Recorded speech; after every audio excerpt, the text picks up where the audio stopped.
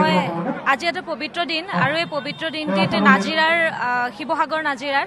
এটি ধুনীয়া সুউচ্চ চাওলুং চুকাফাৰ প্ৰতিমূৰ্তি আমাৰ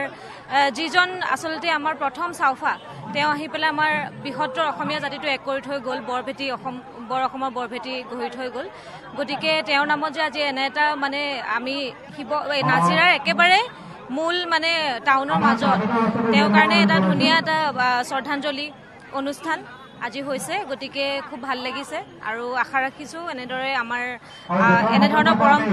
পৰম্পৰামূলক আজি ইয়াতে ৰীতি নীতিবোৰ কৰা হৈছে গতিকে এইবোৰ যাতে আগবাঢ়ি যাওক তাকে খুব ভাল লাগিছে ইয়াতে যিহেতু গোটেই আহোম মানুহবোৰ গোট খাইছে যিহেতু মই অসমীয়া নহয় কিন্তু আমাৰ 600 বছৰ ৰাজত্ব কৰা বৰ অসমৰ ভেটি গঢ়োতা আমাৰ চাওলুং চুকাফা দেৱে যেনেদৰে অসমখন সৃষ্টি কৰি গৈছে আৰু তেওঁৰ এই অৱদানত আজি নিজকে অসমীয়া বা নিজৰ অসমখন নিজৰ বুলি ক'ব পাৰিবলৈ সক্ষম হৈছোঁ আৰু খুব ভাল লাগিছে এটি বাৰে ৰহণীয়া অনুষ্ঠান হৈছে বৰ্তমান ইয়াতে খুব সকলো ধৰণৰ জাতি উপস্থিত হৈছেহি শোভাযাত্ৰাখনত আৰু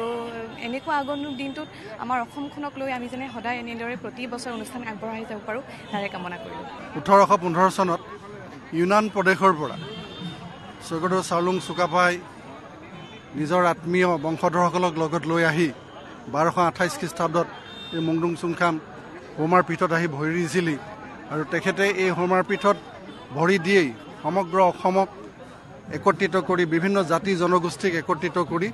বৰ অসমৰ ভেটি ৰচিছিল আৰু আজি সেই বৰ অসমৰ ভেটিৰ ৰচোতা আমাৰ অসমীয়াৰ পিতৃপুৰুষ স্বৰ্গদেউ চাওলুং চুকাফাৰ এই পবিত্ৰ দিনটোত আমি তেখেতৰ পুণ্যাত্মা য'তেই আছে আমি প্ৰত্যেকজন বংশধৰে তেখেতৰ সেই পুণ্যাত্মাক ইয়াৰ পৰাই সশ্ৰদ্ধ প্ৰণিপাত জনাইছোঁ।